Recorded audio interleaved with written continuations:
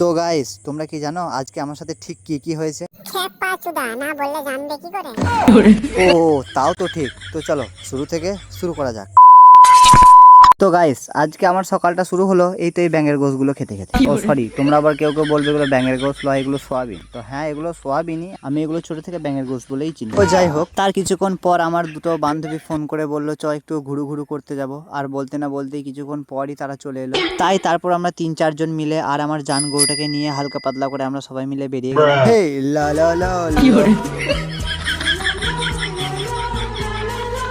ও যাই হোক, তারপরে হালকা করে চায়ের দোকান থেকে দুটো রাশিয়ান মিষ্টি নিয়ে আমরা হালকা করে নাচতে নাচতে পৌঁছে গেলাম। হ্যাঁ গাইস, তোমাদেরকে কারণটা বলি, আমরা এই তিনজনে মানে আমাদেরকে যখনই খিদে পাচ্ছে কারোর না কারোর বাড়িতে গিয়ে ঢুকে যাচ্ছি, গিয়ে চা ডিম খেয়ে আবার চলে আসছি।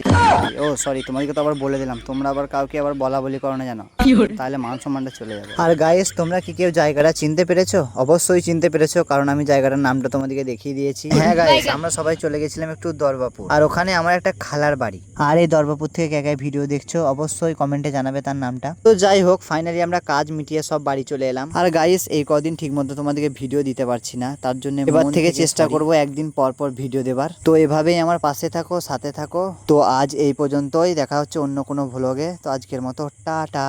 আর ভিডিওটা কে শেষ পর্যন্ত দেখেছো তার নামটা অবশ্যই কমেন্টে জানিও।